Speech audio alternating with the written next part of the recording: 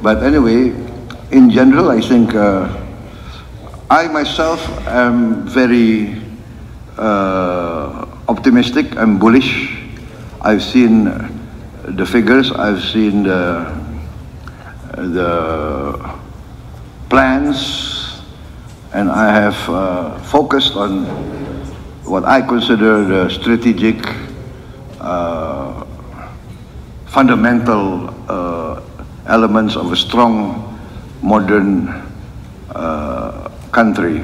First, I see, as every leader must see, that a country must feed its own people.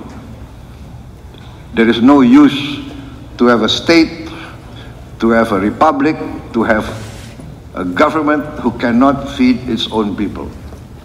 This is so fundamental. It's part of my belief for many years. A country must be able to feed its own people. Therefore, food security is foremost in my my strategy. And this is in line with the theme of the G20 summit, to fight against poverty and hunger. So I am completely in line with your president's thinking and your president's strategy.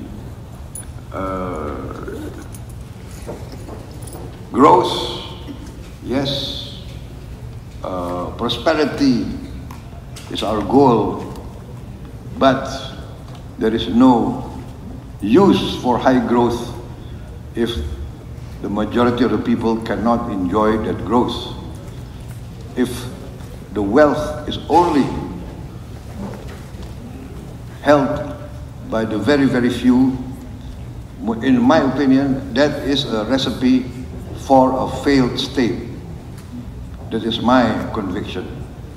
There must be equal opportunity. The economy must not be designed to keep the majority of the people poor. This cannot be. We cannot accept hunger. I say very clearly everywhere, what is the use of Indonesia being a member of the G20 when 25% of our children do not have enough to eat? So that's another of my strategic program, free meal to every child of Indonesia. And in this, I want also to learn from Brazil, which has already a successful program.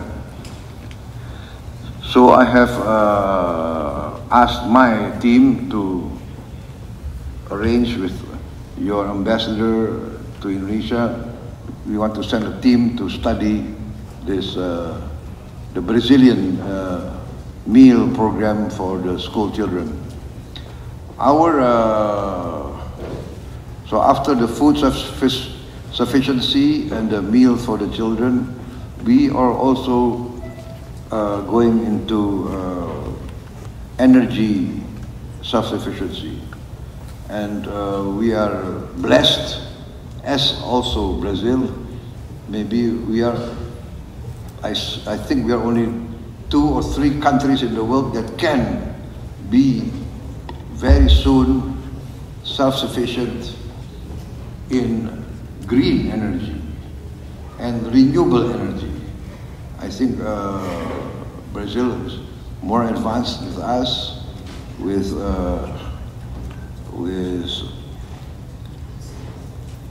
the use of biofuel, energy from plant-based, and you're very successful in the ethanol, and we are going into biodiesel, producing diesel from palm oil. We are now at 35 to 40%. We want to boost to 50% by 2025. And this will make us basically producing our own diesel and being completely green, renewable. We also have a lot of hydropower, a lot of geothermal power. We have a lot of course, energy from the sun, solar, and this makes us very, very bullish, very, very exciting to meet the future. We also have critical minerals, and we plan to design and produce our own nuclear reactors, so we can also work together with a Brazilian industry.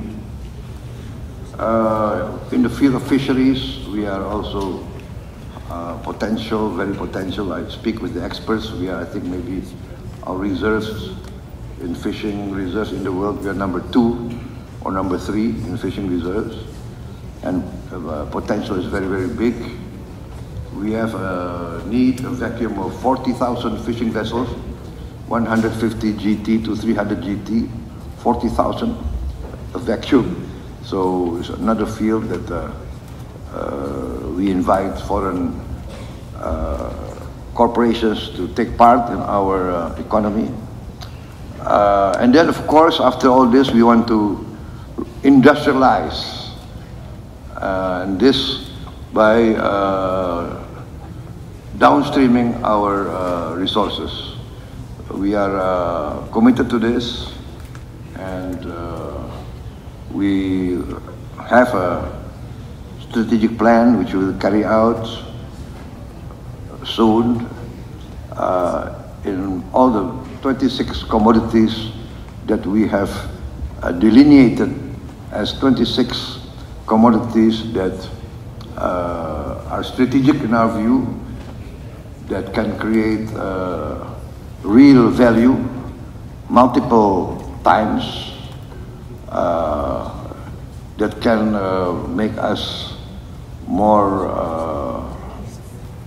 involved in the manufacturing of goods, and also making more use of our maritime resources.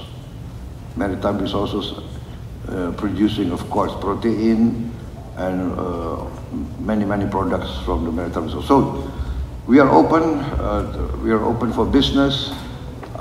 Before being involved in politics, I was also an entrepreneur, a businessman. So I see both sides of the picture, right? As a government, we want to increase revenue, tax. As businessmen, we want to look for the best tax deals. So I think it takes an entrepreneur, a businessman, to know a businessman, right? So we are willing to compromise. We are willing to create a business climate. We need jobs. We need growth. We need technology. We value investment. So it is we are dedicated, we are determined to create a positive business environment. As you know, Indonesians, many of you have been already active in Indonesia many years. Indonesians are very, we like foreign guests, as you know, right? We are very open people, and we welcome guests. And for us, a guest is someone we have to protect, someone that we value. So, ladies and gentlemen, I think I better not continue. You know, the problem with politicians, if they're given a chance, they will speak and speak and speak. So I will conclude my remarks, and then I will make myself available if you have any questions you want to direct to me. Thank you very much.